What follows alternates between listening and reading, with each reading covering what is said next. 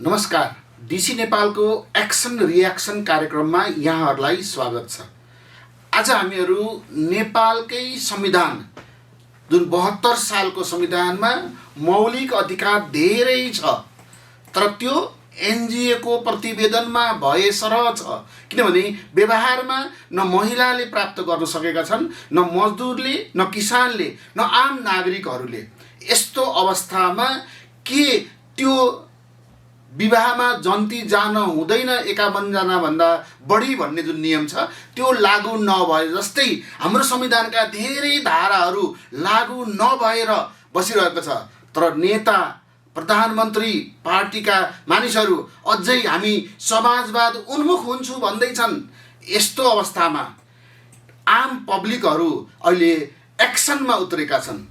दुर्गा प्रसाईको नेतृत्वमा एउटा आन्दोलन भएको छ। यहाँ तपाईले हेर्नुभयो भने निर्मला पन्तको लागि न्याय दिनुपर्छ भनेर बेला बेलामा वार्षिक रूपमा कार्यक्रमहरू हुन थालेको छ। यस्तो अवस्थामा न्यायालयले कतिपय कुराहरूमा निर्णय गर्नुपर्दा भिडलाई हेरेर, दबावलाई हेरेर, राजनीतिक दबावहरूलाई सहेर उहिले कहिलेकाहीँ सङ्घर्ष गरेर निर्णय गर्नु परिरहेको छ। यस्तो विषयमा कहिलेकाहीँ नेताहरूले एक्सन गर्छन्, त्यसको विरुद्धमा जनता रियाक्सनमा उत्रिन्छन् र कहिलेकाहीँ जनताहरूले केही एक्सन गरिरहेका हुन्छन् अनि नेताहरू अथवा राजनीतिक पार्टी अथवा सरकार रियाक्सनमा उत्रिरहेको हुन्छ। अहिले यो एक्सन रियाक्सनको बेला छ। अहिले भन्न खोजेको आन्दोलनको बेला छ, कानुनी लडाइँको बेला छ। यो कानुनी लडाइँमा जनताले कानुनलाई व्यवहारमा ल्याऊ भनेर गरिरहेको एक्सनमा सरकारले कस्तो रियाक्सन गर्दैछ त, र जनताले गरेको कुराहरूलाई दबाउनको लागि सरकारले गरेको एक्सनमा जनता कस्तो रियाक्सन गर्दैछ, यसको बारेमा संविधान विज्ञ डाक्टर विपिन अधिकारीसँग आज हामी कुरा गरौँ। आउँ उहाँलाई स्वागत गरौँ।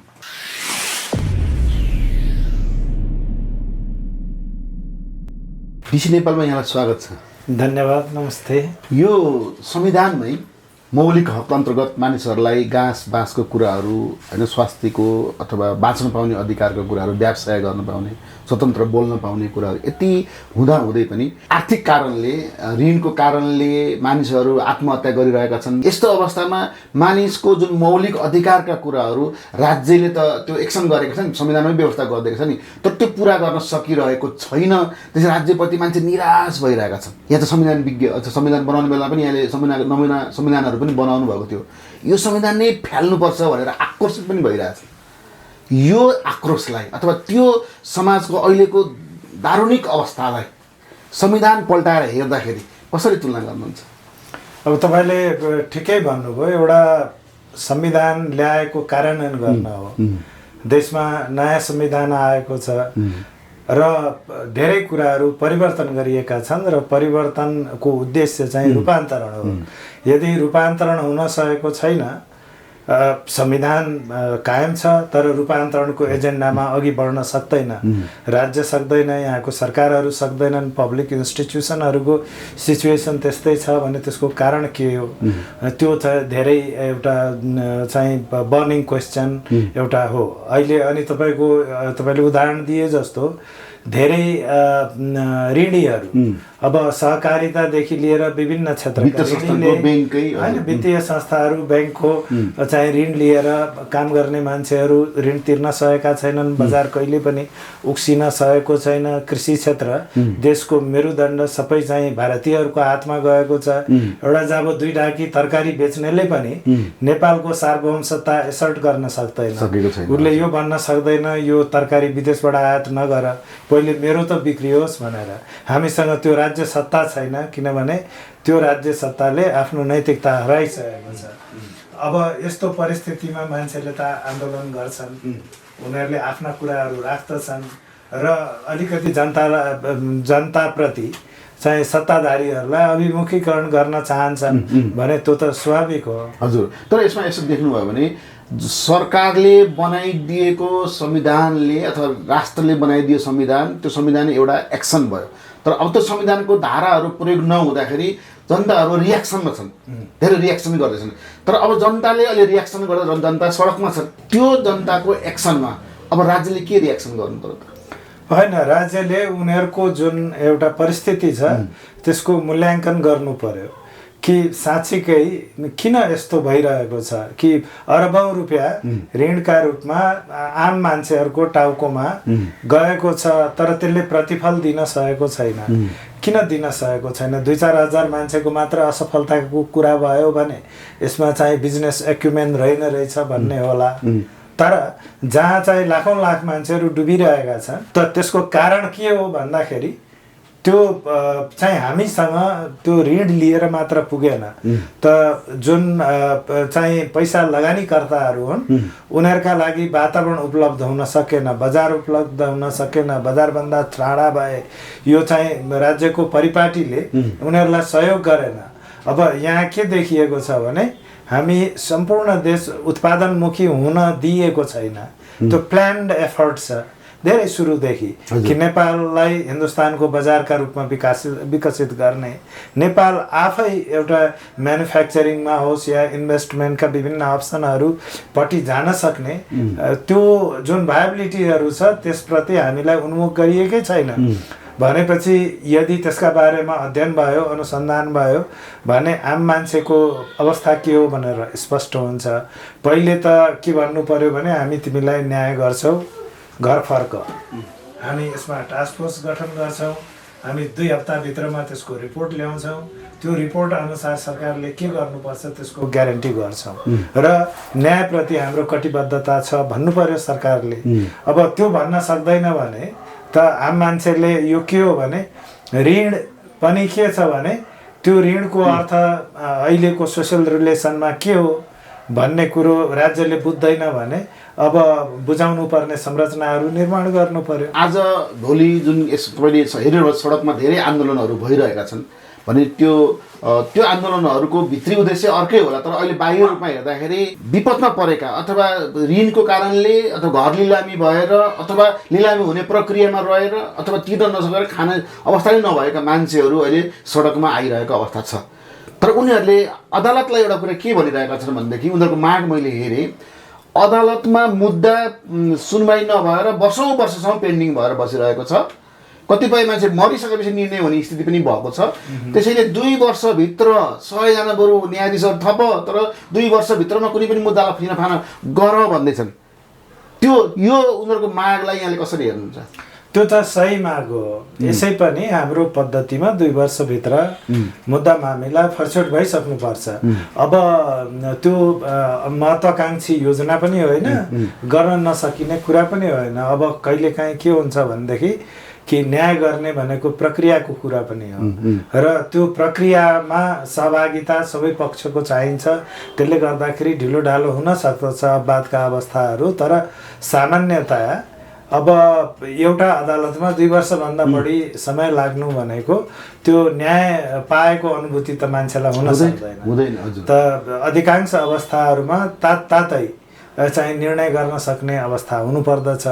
त त्यो हामी कहाँ हुन सकेको छैन। त्यो त म्यान पावरको कमीले गर्दा ढिलाइ भएको हो अथवा अर्को कुनै रहस्य छ भित्र? सबै कुराहरू छन्। एउटा त हाम्रो जनशक्तिको कुरा पनि होला,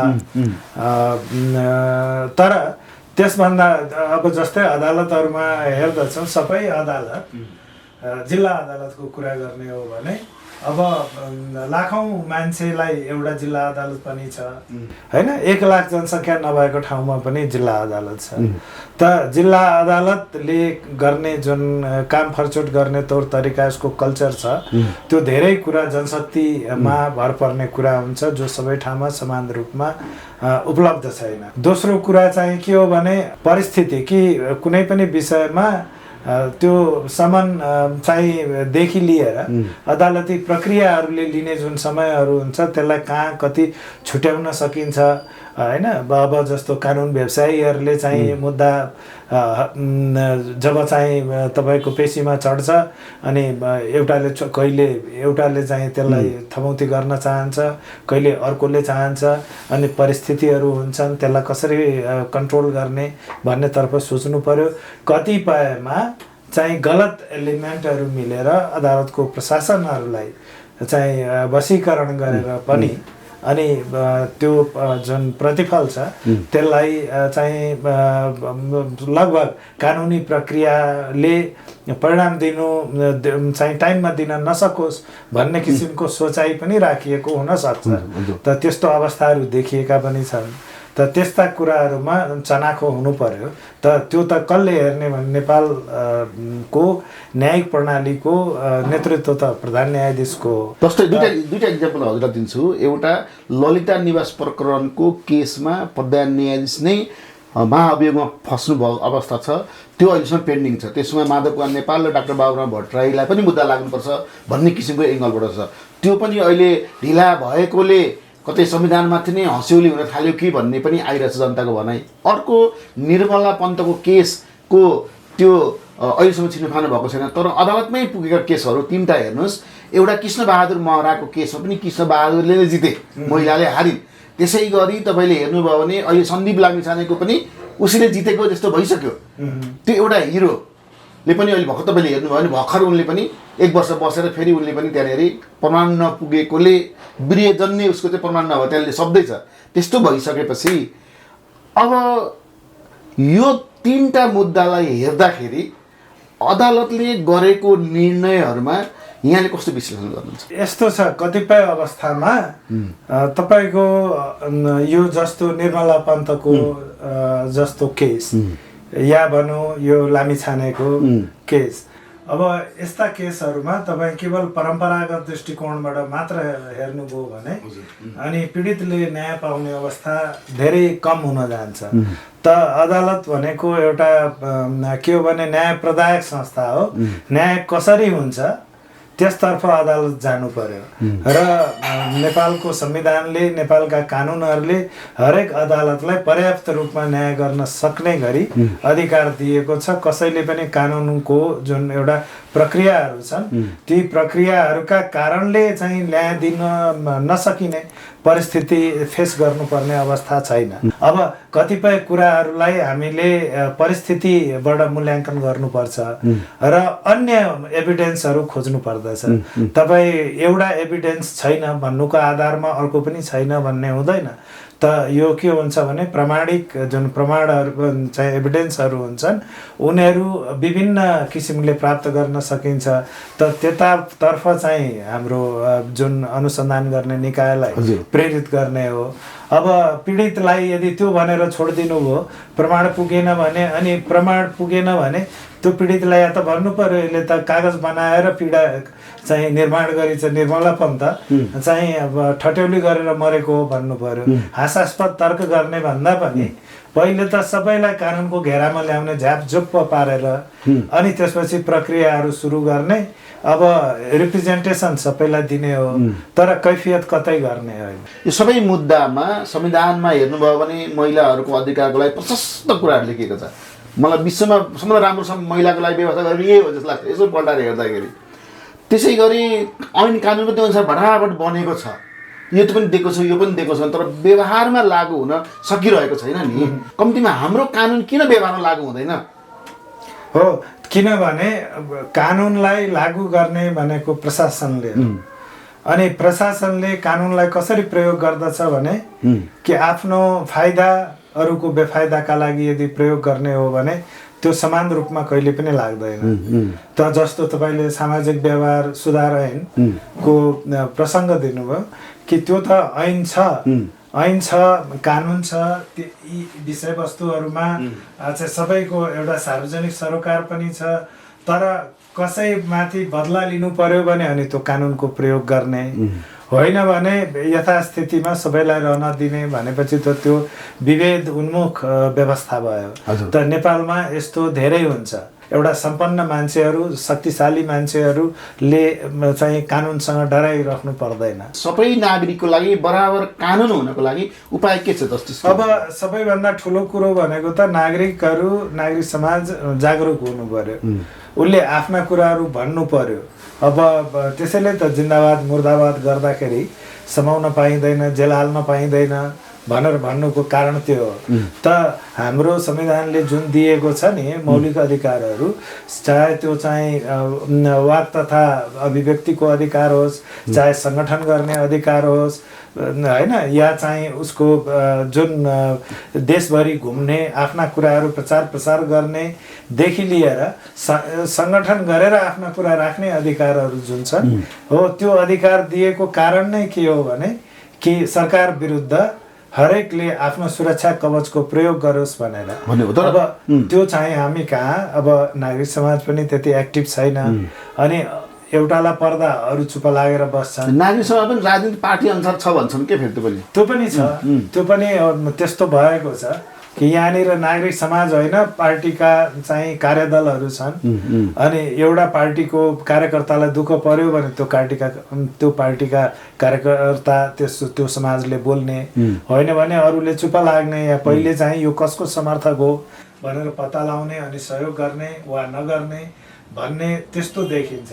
त आम मान्छेले राजनीतिक रूपमा आफूलाई हेर्नु भएन, पार्टीसँग साइनो गाँच्नु भएन। पार्टी काका होइन, मामा होइन, दिदी होइन, बहिनी होइन, यो पार्टी भनेको सङ्गठन हो जसको मूल्य मान्यता नेतृत्वले निर्धारण गर्दछ, र त्यो नेतृत्वले गलत गरेको छ भने तुरुन्तै चाहिँ नागरिक समाजले चाहिँ आफूलाई चाहिँ उभ्याउन सक्नुपर्छ। हजुर, तर यस्तो प्रसङ्ग अलिकति बदल्यौँ, किनभने हाम्रो कानुनले हाम्रो देशभित्र गर्ने कुरा त यहाँ डिटेलमा भनिदिनु भयो। अब हामी दर्शकहरूले पनि बुझ्नुभयो यो किन समस्या छ भन्ने कुरा आयो।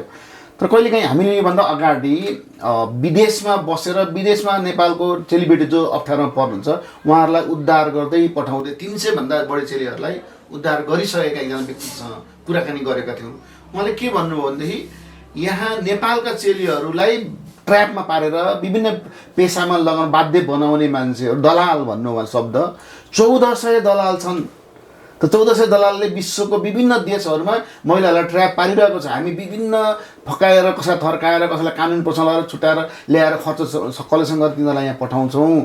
तर नेपाल सरकारको राजदूतहरू जुन दूतावासहरू छ त्यहाँबाट कर्मचारीले हामीलाई त्यति सहयोग गरिरहेको हुँदैन भनिसकेपछि, अनि त्यो अवस्था भएपछि यहाँले हाम्रो कानुनी प्रोसेसमा जस्तै विदेशमा समस्यामा परेका नेपाली चेलीहरू अथवा नेपाली पुरुषहरू पनि, चेलीहरूको कुरा त्यहाँ उठेको थियो, उनीहरूलाई उद्धार गरेर पठाउँदा जुन समस्या परेछ, कानुनी रूपमा उनीहरूलाई समस्या परेछ, राज्यका निकायहरू जो बसे उनीहरूले त्यतिखेर मौन अथवा असहयोग गर्ने जुन अवस्था छ, यसको निराकरणको लागि कानुनी प्रोसेस के? कानुनी प्रक्रिया भनेको त जहाँ दाबी गर्नुपर्ने अवस्था छ दाबी गर्नु पर्यो, त्यो त भन्नु पर्यो। किन राजदूतहरू या राजदूतावासहरू किन राखिन्छ भन्दा त्यहाँ भएका नेपाली जनता र नेपालको चाहिँ जुन स्वार्थ, राष्ट्रिय हितका विषयमा राजदूतले या राजदूतावासले नेपालको प्रतिनिधित्व गर्ने हो।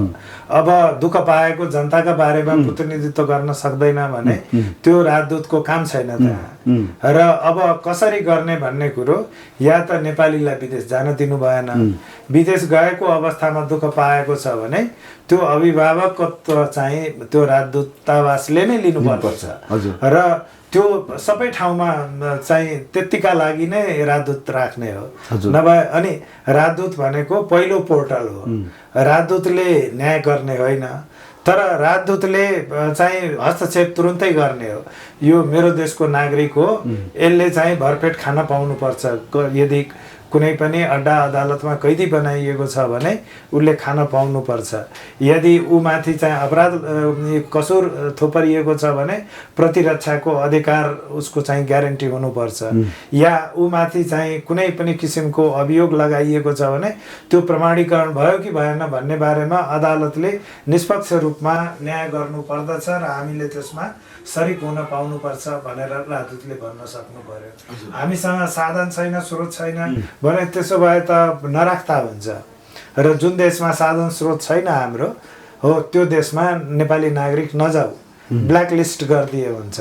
त राज्यले गर्ने व्यवहार चाहिँ राज्यको दया माया होइन, नागरिकको अधिकार हो। त्यतिका लागि त जुन हामीसँग जसलाई हामी नोकरशाही भन्छौँ त्यो मालिकशाही हुनु भएन। उनीहरूले दिए पाउने, नदिए नपाउने होइन। त हुनु पर्यो के भनेदेखि कि नागरिक प्यारामाउन्ट हुनु पर्यो र उसको अधिकारहरूको कुरोमा अनि त्यो राज्यले गर्ने प्रतिनिधित्व राजदूतले गर्न सक्नु पर्यो। हजुर, भनेपछि अब हामी प्रसङ्ग नेपालतिरै फर्क्यौँ, किनभने अलिकति सरकार जो अभिभावक हो हाम्रो, हुन त अब एउटा बोर्डिङको विद्यार्थीले धेरै किताब बोकेर जानुपर्छ बोर्डिङ भएको जस्तै प्रचण्डजीको ब्यागभित्र अथवा शरीरभित्र अहिले 16 मन्त्रालय छ। 16 मन्त्रालय राखेर त्यही पनि माओवादीका साथीहरू के भन्दै हुन्छन् नेताहरू, राष्ट्रपतिको निर्वाचन हुन्छ, उपराष्ट्रपतिको निर्वाचन हुन्छ, त्यस पछाडि मन्त्री परिषद विस्तार हुन्छ।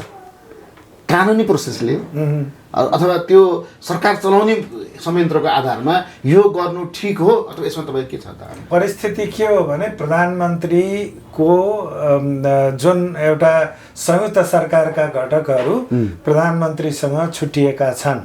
प्रधानमन्त्री अल्पमतमा पर्नु भएको छ।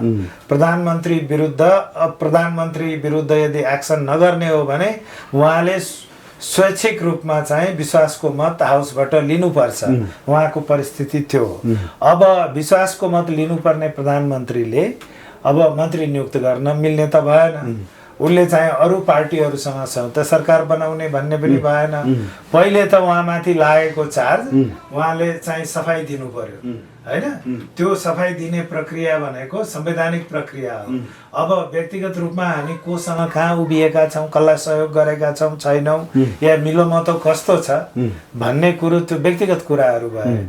साङ्गठनिक रूपमा हिजो राष्ट्रपति कहाँ प्रधानमन्त्री नियुक्त गर्दा राष्ट्रपतिले प्रस्तुत गरिएको जुन संयुक्त सरकारको चाहिँ घटकहरू थिए, ती घटकहरू नै आजसम्म प्रधानमन्त्रीका सहयात्री थिए जो छुट्टिँदैछन्।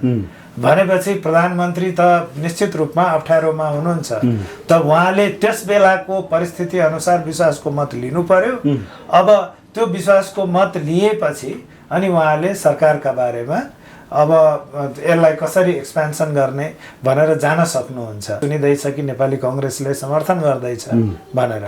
त नेपाली कांग्रेसले समर्थन गर्दैछ भने त्यो समर्थन गर्ला, तर अहिले नेपाली कांग्रेसले समर्थन गरेकै कारणले गर्दा उहाँ विश्वासको मतबाट मुक्त बन्न सक्नुहुन्न। त्यही त कानुनमा विश्वासको मत लिनलाई 1 महिनासम्म म्यादको अवधि छ। तर 16 जना बोकिरहनु भएको छ। चैत्र 3 गते उपराष्ट्रपतिको चुनाव छ, त्यस पछाडि मात्रै भन्दा यो बिचको गन्जागोल स्थिति हुँदैन। देश के भयो अब हुँदैन। खास 1 महिनाको अवधि किन राखिएको हो भने कि हरेक अवस्थामा तपाईँको संसद चलिरहेको त हुँदैन। अब अहिले चाहिँ के भयो भने संसद चलिरहेको छ, 30 दिन चाहिँदैन नि। तपाईँ 30 दिन चाहिँदैन, प्रधानमन्त्रीले तत्कालै लिन सक्नुहुन्छ। लिन सक्ने परिस्थिति छ, उहाँ लिन चाहिराख्नु भएको छैन। किनभने त्यो विश्वासको मत लिने बित्तिकै उहाँको किता स्पष्ट हुन्छ। अनि त्यो किता स्पष्ट भएपछि राष्ट्रपतिको निर्वाचनलाई प्रभावित गर्छ। अनि राष्ट्रपतिको निर्वाचनमा जुन ऱ्याङठ्याङ गर्नुभएको छ, त्यो ऱ्याङठ्याङबाट कति पाउने कति गुमाउने भन्ने कुरो प्रभावित हुने भएको हुनाले बरु देशलाई चाहिँ 16वटा मन्त्रीको सेवा प्राप्त नहोस्, तर कम्तीमा मेरो सिचुएसन चाहिँ स्थिर रहोस् भन्ने प्रधानमन्त्रीले दृष्टिकोण बनाउनु भयो। तर गलत हो, यस्तो चाहिँ हुनु हुँदैन थियो। अहिले राष्ट्रपतिको निर्वाचनको मिति तोकिनुभन्दा अगाडि नै पनि यो विषयमा चाहिँ टुङ्गो लगाउन सकिन्थ्यो, हैन? अब अन्तिम हजुर विश्वासको मतको सम्बन्धमा। तर किनभने राप्रपाले छुटिएको त पहिले हो नि त, एमाले त दोस्रो भयो। अब एमाले गर्दाखेरि चाहिँ संसारले पत्तो पायो, राप्रपालाई सानो बनियो। तर सानो भए पनि ठुलो भए पनि संविधानको धारा 200 को उपधारा 2 ले तपाईको सानो ठुलोको कुरा गर्दैन। भइरहेको संयुक्त सरकारका घटकहरू समर्थन फिर्ता लिए पनि या नेतृत्व गर्ने पार्टी छुट्टिए पनि, त्यसमा चाहिँ स्प्लिट आए पनि त्यो विश्वासको मत लिनुपर्छ भन्ने स्पष्ट भएको हुँदा त्यहाँ दुविधा थिएन। तर अब शक्तिमा हुनेले जहिले पनि शक्तिको प्रयोग आफ्ना लागि गरेको छ, नेपाली जनताका लागि त गरेको छैन। अब टिप्पणी त्यो हो भनेपछि तर केहीले नजिर के भन्दैछ भने पहिले पनि फिर्ता लिँदा पनि विश्वासको मत नलिएको नजिरहरू छ, किन मेरो बहुमत छँदैछ भनेर केपी ओलीले लिनु भएन। तर बहुमत छ कि छैन इस्यु नै होइन। इस्यु के हो भने तपाईले हिजो राष्ट्रपति कहाँ गरेको प्रतिज्ञा पत्र बदर भयो, तपाईको खोटो रहेछ सिक्का। अब के भन्नुहुन्छ, हाउसमा गएर भन्नुहोस्। हिजो संसदलाई ढाँट्नु भयो, तपाईँले स्थिर सरकार दिन्छु भनेर कुरा बरालिने गरी गर्नु हुँदैन। यहाँ यो संसदीय पद्धति हो। संसदीय पद्धतिमा 12 काल 12 मास तपाईँको हरेक हप्ता, हरेक दिन, हरेक मिनट, हरेक घन्टा, हरेक मिनट तपाईँ प्रधानमन्त्रीको बहुमत हुनुपर्दछ प्रतिनिधि सभामा। त त्यो बहुमत नभइकन कुनै पनि मान्छेले प्रधानमन्त्रीत्व चलाउन सक्दैन भनेपछि अब त्यो खोटो सिक्काको प्रयोग किन गर्नुभयो, हाउसलाई जवाफ दिनुहोस् भन्न खोजेको हो नि त विश्वासको मतको कुरो। अब यो 1 महिनाको समय दिनुको अर्थ प्रधानमन्त्रीले जसरी भए पनि 4वटा पार्टी मिलाएर भए पनि होइन, 10वटा उपप्रधानमन्त्री बनाएर भए पनि उहाँले विश्वासको मत त लिनुहुन्छ। त्यसमा त कुनै शङ्कै छैन। कसलाई शङ्का छ र? तर शङ्का अब यो संविधानको उद्देश्य के हो भने तपाईले खोटो सिक्का किन प्रयोग गर्नुभयो त्यो हाउसलाई जवाफ दिनुहोस्। हाउसमा जवाफ दिँदा 3 करोड नेपालीले त्यो जवाफ सुन्नेछ, तपाईका बारेमा धारणा बनाउनेछ, तपाईको गभर्नेन्सलाई इम्पोसिबल बनाइदिनेछ। त यो जनताहरू जो चाहिँ तयार हुँदैछन्, उभिँदैछन्, तर्साउँदैछन् सरकारलाई, उनीहरूले मलखाद पाउनेछन् भन्नका लागि हो नि त। यो त प्रधानमन्त्रीलाई माया गरेर राखेको व्यवस्था होइन। सानोलाई ऐन ठुलोलाई चैन भन्ने एउटा हाम्रो थ्योरी चाहिँ भनाइ नै उखानै जस्तो छ। हामी गणतन्त्र आएपछि यो चाहिँ नहोला भनेर सोचिरहेको छ, तर त्यो झन् ठुलो स्वरमा आइरहेछ होइन। अब यसलाई न्यूनीकरण गरेर जनतालाई गणतन्त्रप्रति मोह जगाउनको लागि कसले के गरिदिनुपर्छ अन्तिममा बताइदिनुहोस् यहाँको सुझाव। सबैभन्दा ठुलो कुरो त के हो भने कि अब यो प्रजातान्त्रिक प्रणालीहरू प्रति आशा, जुन एउटा भरोसा, ढाडस, यो सबै जगाउने भनेको देशको चाहिँ कार्यकारिणी शक्तिले हो, प्रधानमन्त्रीले हो। त प्रधानमन्त्रीले आफ्नो एउटा मूल्य मान्यता, आफ्नो चाहिँ जुन सहयात्रीहरूलाई देखाएर भन्नु पर्यो कि देशमा परिवर्तन आउँदैछ, त्यसको नेतृत्व हामी गर्दैछौँ भनेर। हिजोभन्दा आफूलाई फरक देखाउन सक्नु पर्यो, सुशासन कायम गर्नु पर्यो, कानुनको शासनको ग्यारेन्टी गर्नु पर्यो, जहाँ जहाँ चाहिँ जनताले प्रश्न गरेका छन् त्यसको समाधान खोज्नु पर्यो र जनताले पत्याएका मान्छेलाई जिम्मेवारी दिनु पर्यो।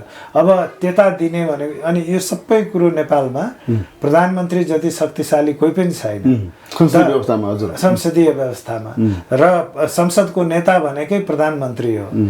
त यो यस्तो अवस्थामा अब प्रधानमन्त्रीले आश्वस्त गराउनु पर्छ कि होइन, यहाँ जथाभावी हुन सक्दैन, म छु, देश पनि सुरक्षित छ, प्रशासन पनि सुरक्षित छ, र यो जुन सार्वजनिक जवाबदेहिताप्रति हाम्रो कटिबद्धता छ भनेर अब त्यो देखाउन सक्नु भएन भने फ्रस्ट्रेसनहरू बढ्दै जाने हो। अहिलेका नेताहरूबाट, सबै पार्टीको, राष्ट्रिय पार्टीको नेताहरूबाट के यो होला जस्तो लाग्छ?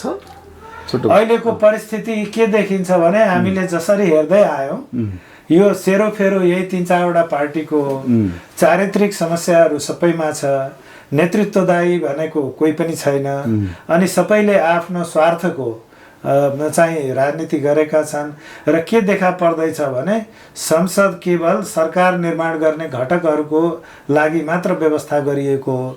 यो जवाबदेहिता माग गर्ने र जनताको प्रतिनिधित्व गर्ने ठाउँका रूपमा संसद पनि अब रहेन भन्ने जुन दृष्टिकोण स्थापित हुँदैछ त्यो चाहिँ घातक हो।